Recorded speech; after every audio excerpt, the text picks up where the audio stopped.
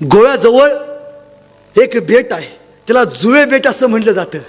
महाराज त्याच सायंकाळी सैनिक घेऊन जुवे बेटावरती गेले. गोव्याच्या राजधानीच्या जवळ हे जुवे बेट. त्या जुवे बेटावरती किल्ला होता. त्या किल्ल्यावरती काही सैनिक होतं.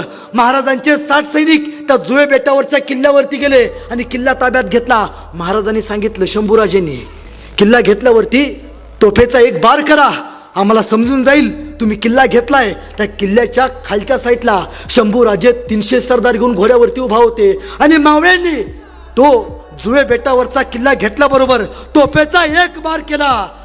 बार महाराजांना ऐकू गेला. मावळ्यांनी किल्ला घेतलाय, पण तोच आवाज गोव्यामध्ये असलेला विजरोईला सुद्धा ऐकू गेला आणि त्याला कळालं राजधानी जवळचा किल्ला गेलाय, लवकरात लवकर हल्ला केला पाहिजे. विजरोई सैनिक घेऊन किल्ल्यावरती गेला.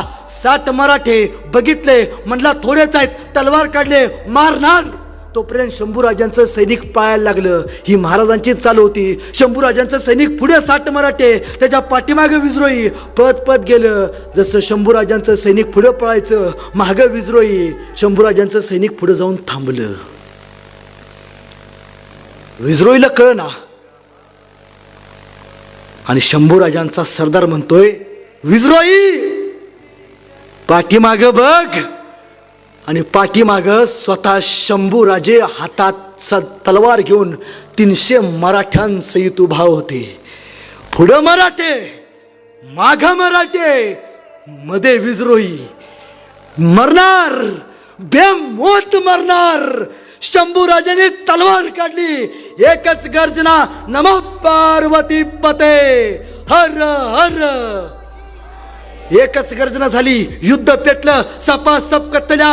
विजरोई शंभूराजांना बघून दातखिळ बसली, पळू लागला. गेला गेला गेला गोव्याच्या नदीकडे पळत गेला. पाठीमागं शंभूराजांचा घोडा, पुढे हा विजरोई घोड्यावरती पळतोय. हा गेला.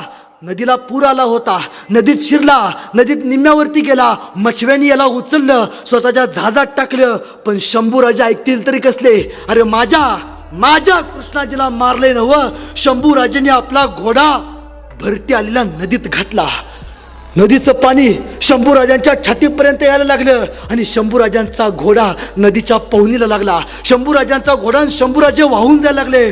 पळत गेला. शंभूराजांचा सरदार खंडोजी बल्लाळ पळत गेला. शंभूराजांना धरलं आणि बाहेर काढलं. इतिहास पुटपुटला. होते खंडोजी म्हणून वाचले छत्रपती संभाजीराजे.